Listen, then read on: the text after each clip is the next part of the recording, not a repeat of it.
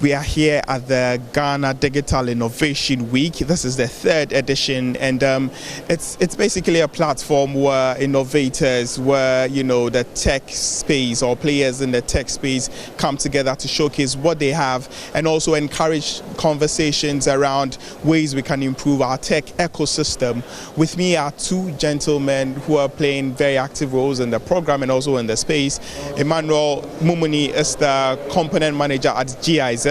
And also David Ofori is the head of innovation at NEIP. Now, let me begin with you, Emmanuel. First of all, some of these initiatives are great, but what do we hope to achieve? Right. I mean, innovation is the engine that drives economic growth, and I think Ghana is in a situation where we are trying to, propel our economy forward, and innovation is one of the key drivers. And what we are seeking to do here is to really stimulate, but also throw a spotlight on existing innovation. So like David said earlier on, we have innovators that are born, and we want to stimulate them to do more innovation. But we also have innovators that are doing great things already. All they need is a spotlight. They need to make people know about their innovation so that they get a market for that, or they need partnerships. And these are the events where you can discover partners, you can discover customers or clients for your products and services. And it will surprise you the number of innovations that have been unearthed in the last 3 days. Because we also think that all the innovations are in Accra, but there's so much happening in Kumasi, in the northern region, in eastern region, all these other areas. How do we bring them to fore for our economic development? And this is what the platform seeks to do. A lot of the time, the concerns are that we seem to work in silos. So you see fragments of initiatives going on, but that collective effort is what is lacking. What are you doing to be able to bridge the gap going forward? Right. So what we've done recently is to cluster different actors. So in the past, we don't have a full understanding of who is in the ecosystem. So we've done a mapping of the entire ecosystem to know who is playing in the policy space, who is playing in the private sector space, and then now come up with groups, working groups, where people can share. So we have one for the development partners, where every single development partner is meeting up with the Ministry of Communication and reporting to the ministry what is coming up, what is being done, and the ministry is providing orientation and saying that, the country is going towards this direction, and we need you all to invest your resources in that direction. And that brings about some uniformity in our initiatives. If you look at the private sector is also, coming to fore. They are very interested because they know that this is how we can move our economy forward. And then CSOs, private sector, everyone is coming together. So it's a story for the past, I would say, because now in the future there's a bit more cohesion, and I think we would only see the fruits of the seeds that we are sowing in the next couple of months or years to come. Let me come to David. Emmanuel here just elaborated on some of the actions being taken to bring together, the players in the ecosystem to build a solid value chain. Now, what are we doing to encourage innovation, science in their curriculum and their everyday life, so they sort of grow with it, so we can have that generation? Right, and thank you for that. Again, as you can see, some of the evidence of what we're doing is what we see here. I mean, this year the GDIW has had the largest participation by students, and thanks to NEIP saying, look, we want to focus more on the high school level. So we have innovation challenges at the high school level. We've partnered with the Ministry of Education to do the STEM innovation. Ghana, we're driving STEM education. Digital transformation, the fruit of it, or the seeds of that, is STEM education. And because we've taken the conversation down to high school level, it's now where people are forming their ideas, So before someone even chooses maybe his or her next program at the university or at the tertiary level, they know exactly why I'm pursuing a certain program, because they've been exposed to a certain environment that is triggering things in their mind. How often do we hear that, I studied this in the university, but I'm not too sure if it was the right thing for me. Now we want to do away with that, and we think that this is the seeds that we are planting to change that narrative. So even over time, there will be that great connect between academia and industry. Bridging the gap between academia and industry. Now, it's one of the concerns, especially with industry. We seem to have a certain drive for, SMEs, for small businesses and all of that. automation of some of their business processes is key. How do we ensure that going forward? How are we able to ensure this connection that an SME, for instance, can employ, the services of a robot or some automating process, for instance, to be able to, enable efficiency? Well, so again, ensuring that is bringing the actors together, like Emmanuel said before, because it's a decision a business has to make. You can only encourage them, but the business have to say, look, if I want to have certain efficiency, certain effectiveness, I want to stay alive. They say innovate or you die. So they have to come to that realization that if I want my business to survive the next 50 years, the next 70 years, the next 100 years, what do I need to do different? GDIW offers a platform where you can meet the actors who will help you. There are tons of solutions around here. Some are using artificial intelligence, robotics, drone technology, and all of that. I mean, look at that as a country. If we sat down and said that the disconnect between our healthcare and our countryside, we were able to bridge that with Zipline. That is innovation. So as a company, you also need to look at, okay, in my next 50 years, what will I need?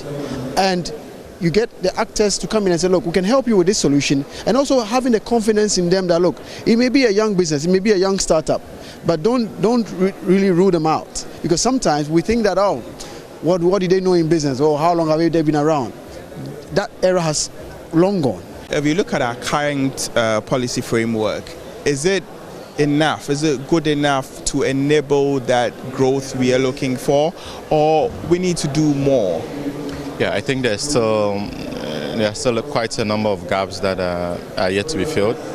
But government is, in recent times, working on the digital economy policy, which is kind of 360 policy solution to the digital transformation space, and it touches on digital entrepreneurship. It goes on verticals in health, agri, and the like. And I think if it's in place, it would really fill a lot of these gaps. But I think there are certain specific innovation verticals that are still yet to be covered in terms of gaps. So looking at artificial intelligence, looking at some of the other emerging technology. And I know the ministry is working on the national AI strategy as well. It's something that we are supporting them on as well. So there are quite a number of things in the pipeline. And I think if we are able to move them to fruition, we would have achieved some level of coverage, I would say. About AI and whether we should regulate the space. Do you think it's early days yet, or it's a necessary evil?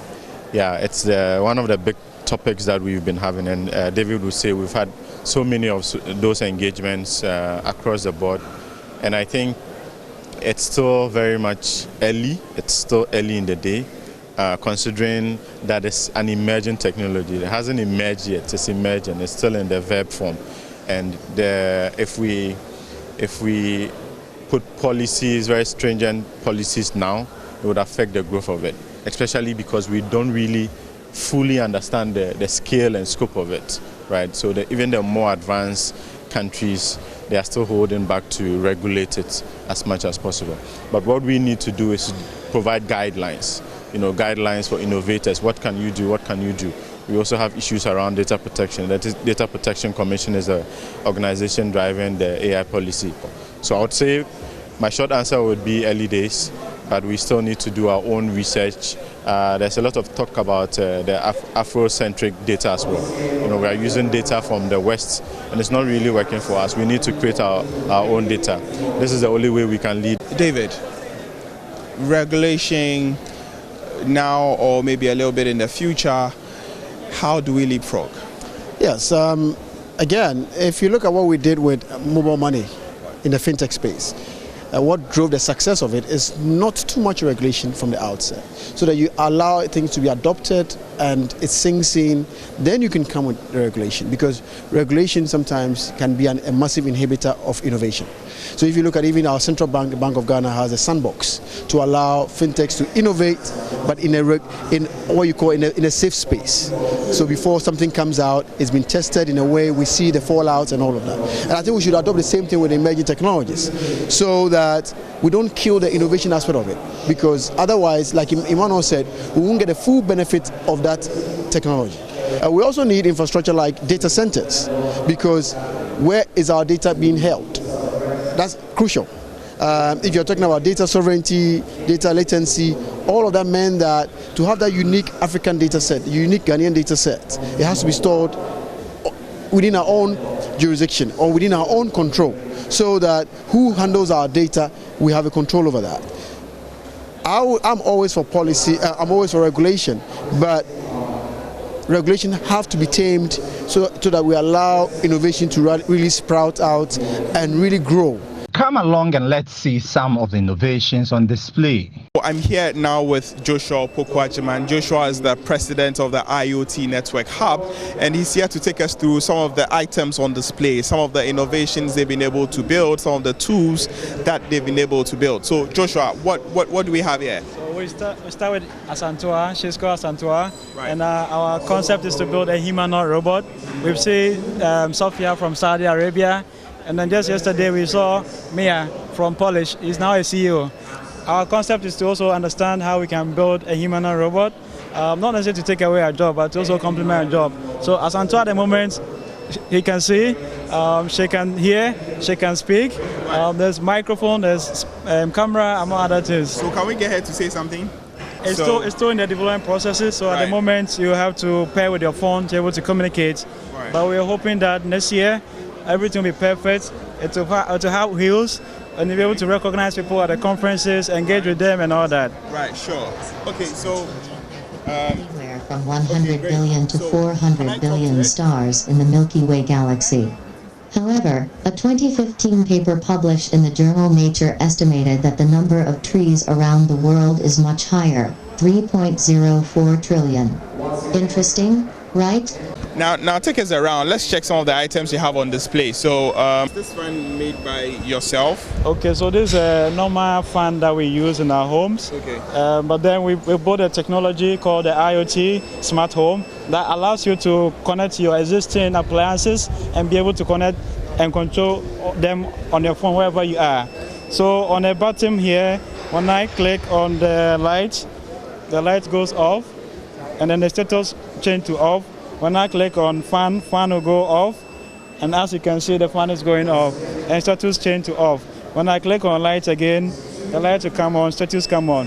What it means is that if you are in a hurry to go to work, and then you forgot to turn off AC, you don't have to drive back home to turn them off. You can see on your phone that the status are on, press a button, and they'll be able to go off. Another interesting thing. Can we employ this in our business? For instance, if we have a process we want to automate, can we use this technology? Yes, so the same technology can be used in business processes, such as poultry farmers who every night, whenever there's weather conditions, they have to go to the farm and turn on their heating system. They can be in their bedroom and monitor the environmental condition there and still press a button to control that. Another interesting thing about it is that you can also control this with your voice. So even if you're not close to your phone, you can say, hey Google, please turn off the lights. Right? With that command, the AI system will turn off the lights. Ghana's digital economy will thrive on the adoption of technological innovations by businesses. The automation of business processes will guarantee the needed efficiency and output. To achieve this goal, government will have to be deliberate in creating policies which will facilitate the growth of the sector.